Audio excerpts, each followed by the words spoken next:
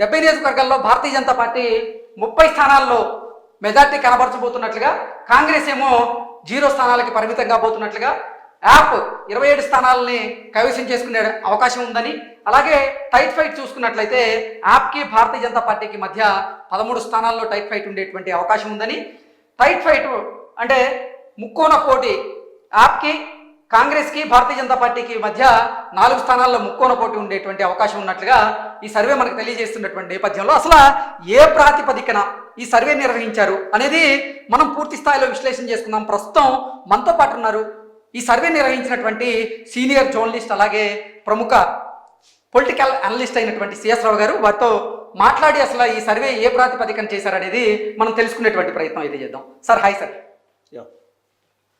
Survey ప్రకారం ఇది projection. Okay, ఏంటి సార్ అసలు ఏ ప్రాతిపదికన ఈ సర్వే నిర్వహించారు? ఈ సర్వే ప్రకారంగా భారతీయ జనతా పార్టీ అక్కడ అధికారాన్ని కైవసం చేసుకోబోతున్నట్లుగా మనం భావించవచ్చా అంటే ఏం చెప్తారు? ఇప్పుడు ఢిల్లీ రిజల్ట్ ఎలా ఉంటాయి అనేది కొంత దేశవ్యాప్తంగా కూడా అందరూ వెయిట్ చేస్తున్నారు. ఢిల్లీ అసెంబ్లీ అయినప్పటికీ కూడా అది దేశ రాజధాని కాబట్టి అందరూ వెయిట్ చేస్తున్నారు. దీని మీద సర్వే నేను అంటే ఒక ఒపీనియన్ తెలియజేయడానికి కొంచెం సాహసం చేస్తున్నాం వాస్తవంగా అయితే. ఓకే, అంటే ఒపీనియన్ పోల్ ఇది. Opinion, it is not survey. Okay, మనం ఢిల్లీ ఎలక్షన్ ప్రొజెక్షన్ మాత్రమే. ఓకే, ఎలా ప్రొజెక్ట్ చేశారు, మీరు ఎలా ప్రొజెక్షన్ చేశారు, మీరు ఎలా ఒపీనియన్ వ్యక్తం చేస్తున్నారని చెప్పి మీరు అడిగితే, నాకున్నటువంటి సుదీర్ఘమైనటువంటి జర్నలిజం ప్రయాణంలో నా కొలీగ్స్, నా సీనియర్స్, నా జూనియర్స్, వీళ్ళు ఒక టీము ఢిల్లీలో ఉన్నారు జర్నలిస్టులు. వాళ్ళు ప్లస్ కొంతమంది పొలిటీషియన్స్, అనలిస్టులు కూడా నాకు పరిచయస్తులు ఉన్నారు. వాళ్ళ ద్వారా నేను సేకరించినటువంటి సమాచారం మాత్రమే ఇది. It's not survey. సమాచారం వాళ్ళ దగ్గర నుంచి కలెక్ట్ చేసుకొని దాన్ని సమప్ చేసి 2013, 2015, 2020 ఈ ఎలక్షన్స్ని ఆ రిజల్ట్ను కూడా ఒకసారి అధ్యయనం చేసిన తర్వాత అవుట్పుట్ నా ఒపీనియన్ని ఇక్కడ ప్రొజెక్ట్ చేసే ప్రయత్నం చేస్తున్నాను. ఇది ఎప్పటి వరకు ఈ ఒపీనియన్ అంటే జస్ట్ 4 days బ్యాక్ వర్క్ మాత్రం ఇది. ఓకే, డే బై డే యాక్చువల్గా పరిస్థితులు మారిపోతాయి పాలిటిక్స్ లో, రాజకీయ సమీకరణాలు మారిపోతాయి. ఇప్పుడు మనం ఈ షో చేస్తున్నప్పటికీ రేపు 7కి పోలింగ్ స్టార్ట్ అవుతుంది. ఈ నైట్ ఎవరైతే పోల్ మేనేజ్మెంట్ చేయగలరో దాంతో మారిపోయే అవకాశం ఉంది. ఓకే, కారణం ఏంటంటే టైట్ ఫైట్ ఉందని చెప్పేసి ఎవరైనా అక్కడ అబ్జర్వేషన్ చేసే వాళ్ళు ఎవరైనా చెప్తారు. ఏ సీనియర్ జర్నలిస్టులు అడిగినా, లేదంటే ఎవరు పొలిటికల్ అనలిస్టులు అడిగినా కానీ టైట్ ఫైట్ నడుస్తుందని చెప్పి చెప్తుంటారు జనరల్గా అక్కడ ఉండే ఒపీనియన్ ప్రకారం. ఓకే, ఓవరాల్గా చూసుకుంటే మనం 30-27 అంటే ఎంత తేడా ఉంది? 3 సీట్లు జస్ట్ అంతే, 3 to 4 తేడా అంతే. మ్యాజిక్ ఫిగర్ 36 ఎవరు వస్తే వాళ్ళు విన్ అవుతారు. సో నేరో గ్యాప్ తోటి నడుస్తుంది ఇక్కడ. దానికి ప్రధానమైనటువంటి కారణం ఏంటంటే గత ఎలక్షన్స్లో 2020లో జరిగిన అసెంబ్లీ ఎలక్షన్లో కానీ, 2015లో జరిగిన అసెంబ్లీ ఎలక్షన్లో కానీ, 2013లో జరిగిన అసెంబ్లీ ఎలక్షన్లో కానీ మనం అబ్జర్వ్ చేస్తే కనుక మేజర్గా 2020లో ఎక్కువ సీట్స్ గెయిన్ అయింది ఆప్. దానికి కారణం ఏంటంటే 60% మహిళా ఓట్లని ఆప్ అట్రాక్ట్ చేసింది. ఓకే, ఫ్రీ బీస్ తోటి అట్రాక్ట్ చేసింది. ఈసారి మహిళల్లో స్ప్లిట్ వచ్చిందని చెప్పి అంటున్నారు. ఓకే, దానికి కారణం ఏంటంటే ఆప్కి మించినటువంటి బెనిఫిట్స్ని బీజేపీ వాళ్ళు అనౌన్స్ చేశారు. నరేంద్ర మోడీ గారు నిన్న ఏం చెప్పారు? ప్రచారం ముగుస్తుంది మరి కొన్ని గంటల్లో అనగానే మహిళా దినోత్సవం దగ్గర నుంచి ప్రతి మహిళకి నెలకి 2,500 రూపాయలు నేను ఇస్తానని చెప్పారు, అనౌన్స్ చేశారు. ఓకే, సో ఇలాంటివి మీకు ఇప్పుడు ఎగ్జిస్టింగ్ ఉచిత పథకాలు ఏవైతే ఉన్నాయో వాటిని అమలు చేస్తూనే కొత్త వాటిని నేను అమలు చేస్తానని చెప్తుంది బీజేపీ. మరి బీజేపీని నమ్మే అవకాశం ఉంది. కారణం ఏంది? సెంట్రల్లో బీజేపీ ఉంది. డబుల్ ఇంజిన్ సర్కార్ మీరు తీసుకొస్తే నేను అభివృద్ధి చేసి చూపిస్తాను అంటున్నాడు. ఇప్పుడు ఆల్రెడీ 10 సంవత్సరాల నుంచి కేజ్రీవాల్ ఉన్నాడు ముఖ్యమంత్రిగా. చేయాల్సింది ఎందుకు చేశారు. ప్లస్ ఇప్పుడు మేజర్గా ఫోకస్ చేసిందండి బీజేపీ. ఈయన పేద సీఎం అన్నాడు. నేను సీఎంగా ఉన్నప్పుడు అయినప్పటికీ కూడా నేను నా సొంత కారు వాడుకుంటాను, నా సొంత ఇల్లు వాడుకుంటానని చెప్పాడు. అలాంటి కేజ్రీవాల్ ఇప్పుడు సిస్మహాల్ని కట్టుకున్నాడు, అద్దాల మేడని కట్టించుకున్నాడు. మరి ఈ కేజ్రీవాల్ చెప్పింది ఏంటి? అని చెప్పి చేసింది ఏంటని చెప్పి ప్రొజెక్ట్ చేస్తున్నారు మేజర్ గా. తర్వాత ఢిల్లీ లిక్కర్ స్కామ్, ఈ ఢిల్లీ లిక్కర్ స్కామ్ ని బాగా ప్రొజెక్ట్ చేస్తున్నారు.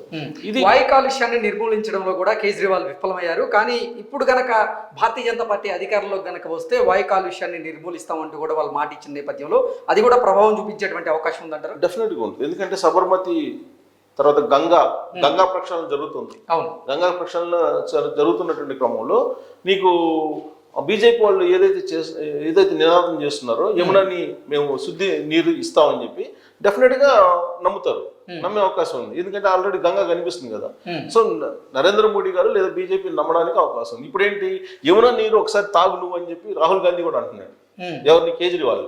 యమునా నీరు మంచినీళ్ళు ఇస్తున్నారు కదా ఢిల్లీకి, అవి ఒకసారి నువ్వు తాగి చూడు తెలుస్తుంది అని అంటున్నాడు. సో ఇవన్నీ కూడా పొలిటికల్ గా బాగా ఎఫెక్ట్ పడే అవకాశం ఉంది కేజ్రీవాల్ మీద. అయితే కేజ్రీవాల్ తాజాగా ఇచ్చినటువంటి స్టేట్మెంట్ ఏంటి, కొన్ని గంటల క్రితమే ఇచ్చాడు, ఎన్నికల కమిషన్ మ్యానిపులేట్ చేస్తుంది, 10% ఓట్ బ్యాంక్ ని మ్యానిపులేట్ చేసే అవకాశం ఉంది బీజేపీ అని చెప్పి ఆయన అంటున్నాడు. అందుకే మీరు ఒకవేళ ఆప్ని గెలిపించాలనుకుంటే కనుక మీరు 70% ఓట్ బ్యాంకు ఆప్కే వేస్తేనే అప్పుడు గెలుస్తుంది ఆపు, లేదంటే గెలవదు. కాబట్టి మీరందరూ బయటకు వచ్చి ఓట్లు వేయండి అని చెప్పి ఆయన పిలుపునిస్తున్నారు. 10% ఓట్ని బీజేపీ వాళ్ళు ట్యాంపరింగ్ చేయబోతున్నారు ఈవీఎంల్లో అనేది ఆయన చేసినటువంటి ఆరోపణ. అది కూడా డైరెక్ట్ ఎలక్షన్ కమిషన్ మీద చేశాడు.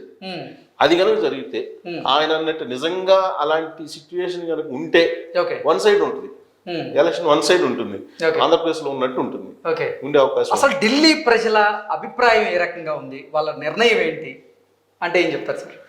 ఇప్పుడు వాళ్ళ అబ్జర్వేషన్ ప్రకారం ఏంటంటే సుదీర్ఘమైనటువంటి 10 సంవత్సరాలు పరిపాలన చూశారు కేజ్రీవాల్ది. వాళ్ళ మినిస్టర్స్ కానీ ఆయన కానీ జైలుకి వెళ్ళటం, అవినీతి, భారీ అవినీతి. తర్వాత మీకు మొత్తం 70 కాన్స్టిట్యున్సీల్లో లాస్ట్ ఎలక్షన్లో 62 చోట్ల ఎమ్మెల్యేలు గెలిచారు, 8 చోట్ల మాత్రమే బీజేపీ గెలిచింది, మిగతా అన్ని వాళ్లే. పైగా దాదాపు 26 నుంచి 29 మధ్యలో అనుకుంటా మొత్తం 3 సార్లు వరుసగా గెలిచింది. సో అక్కడ డెఫినెట్ గా అది ఆ కాన్స్టిట్యున్సీ మీద బీజేపీ కాన్సన్ట్రేషన్ ఎక్కువగా, ఎందుకంటే అక్కడ ఉండే ఎమ్మెల్యేల మీద బాగా వ్యతిరేకత ఉంది అని చెప్పేసి. అంటే ఆవిర్భవించిన నుంచి అక్కడ గెలుస్తూ వచ్చింది, అసలు ఎందుకు గెలవడానికి కారణం ఏంటనే దాని మీద మూలాల్లోకి వెళ్ళి అసలు దాని మీద వ్యతిరేకత ఉంది ఆ ఎమ్మెల్యేల మీద. సో అయితే మార్చాడు, ఈయన మార్చినప్పటికీ వ్యతిరేకత అయితే ఖచ్చితంగా ఉంటుంది కదా. సో ఇప్పుడు మనం 2020 రిజల్ట్ కనుక చూసుకుంటే 60% ఉమెన్స్ ఆపుకున్నారు, అదే 43 మాత్రమే బీజేపీకి ఉన్నారు. 35 43 పురుషులు ఉన్నారు. ఇది లాస్ట్ ఎలక్షన్ ఓట్ పర్సంటేజ్ తీసుకుంటే. కానీ ఈసారి 60% మహిళలు ఉండే ఛాన్స్ లేదు. సో కాబట్టి బీజేపీకి వచ్చే అవకాశం ఉంది అనేది ఒకటి వినిపిస్తుంది. ఇక సరే కాంగ్రెస్ అది ఉన్నా లేనట్టు అన్నట్టుగా చెప్తున్నారు. కానీ ఇక్కడ చిన్న ఇష్యూ ఏంటంటే ఖర్గే ఆపుకు కోఆపరేట్ చేద్దాం అనేటువంటి యాంగిల్లో ఉంది, ఇది చివరి నిమిషంలో బీజేపీని దెబ్బ కొట్టడానికి అనేటువంటి. కానీ రాహుల్ గాంధీ ఆలోచన ఏంటి, అసలు కేజ్రీవాల్ ఆపు వల్లనే కొన్ని రాష్ట్రాలు కాంగ్రెస్ పార్టీ తుడిచిపెట్టుకుపోతుంది. పంజాబ్ తుడిచిపెట్టిపోయింది, ఒక పంజాబ్ అనేది అడ్డ కాంగ్రెస్ పార్టీ. ఢిల్లీ వరుసగా 3 సార్లు గెలిచింది కాంగ్రెస్ గతంలో, ఇప్పుడు 15 సంవత్సరాల నుంచి అధికారంలో లేదు. సో కాబట్టి ఈ ఆపు వల్లే కాంగ్రెస్ పార్టీ దెబ్బతింటుంది. ముందు అసలు ఈ ఆపుని క్లోజ్ చేయాలి అనేది సీరియస్ ఎఫర్ట్ పెట్టి కాంగ్రెస్ పార్టీ పనిచేస్తుందని చెప్పి తెలుస్తుంది. కాంగ్రెస్ పార్టీ సీరియస్గా పనిచేస్తే ఆపు నష్టపోయే అవకాశం, ఎంత సీరియస్గా పనిచేస్తే అంత సింపుల్, వెరీ లాజిక్.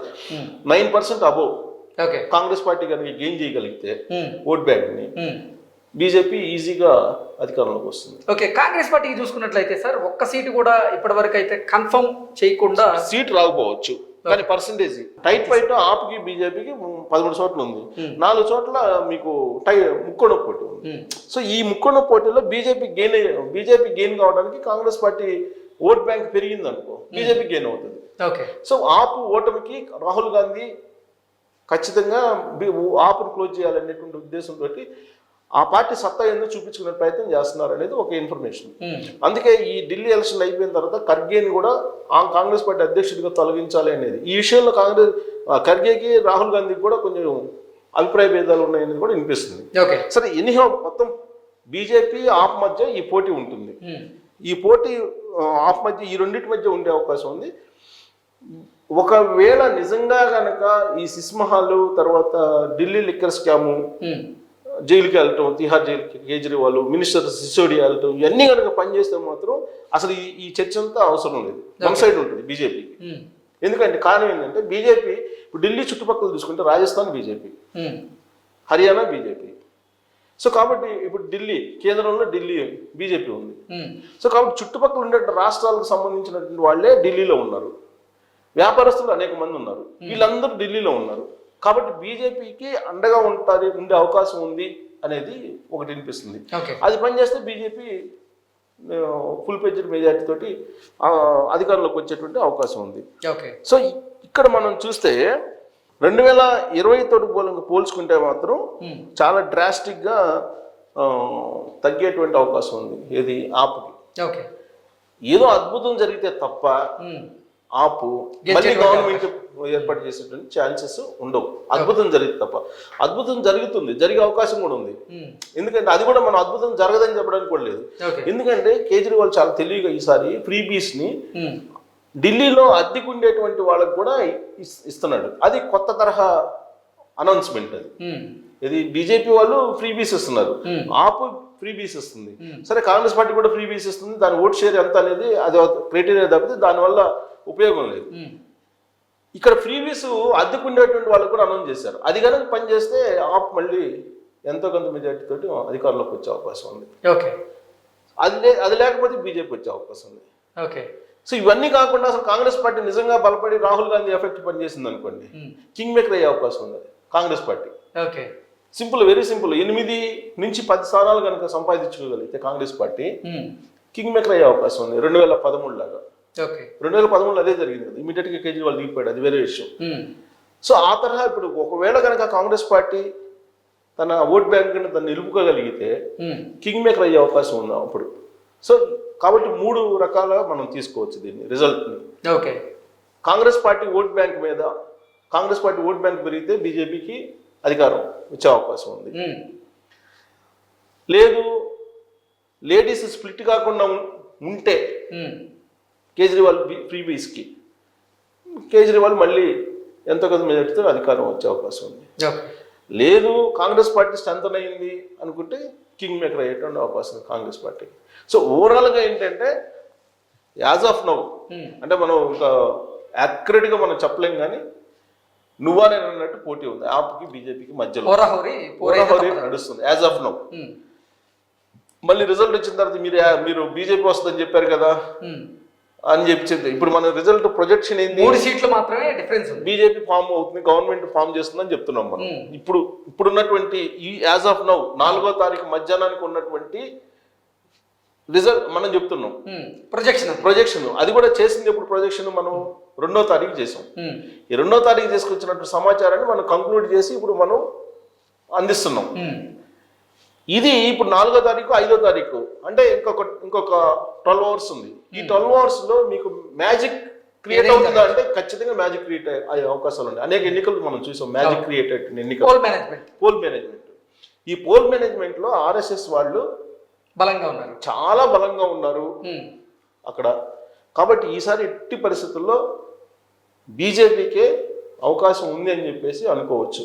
ఏదో ఇక అద్భుతంగా ఏదో మిరాకిల్ జరిగితే తప్ప అని చెప్పి మనం అనుకోవచ్చు. ఒకవేళ ఆపు వచ్చినా కానీ నేరో మెజారిటీ తోటి వచ్చే అవకాశం ఉందంటే క్లీన్ స్వీప్ ఇంతకు ముందులాగా చేసేటువంటి సిచ్యువేషన్ 2020 అయితే రిపీట్ కాదు, 2015 కూడా రిపీట్ కాదు, అంతవరకు చెప్పొచ్చు మనం. ఓకే, సిఎస్ రావు గారి సర్వే ప్రకారంగా చూసుకున్నట్లయితే ఇప్పటికీ అంటే ఈ టైంకి అయితే అక్కడ హోరాహోరీ పరిస్థితి అయితే ఉంది, కానీ ఎక్కువ పర్సెంట్ అక్కడ అధికారాన్ని కైవసం చేసుకునేలాగా మాత్రం Bharatiya Janata party poll management అయితే చేస్తూ ఉంది.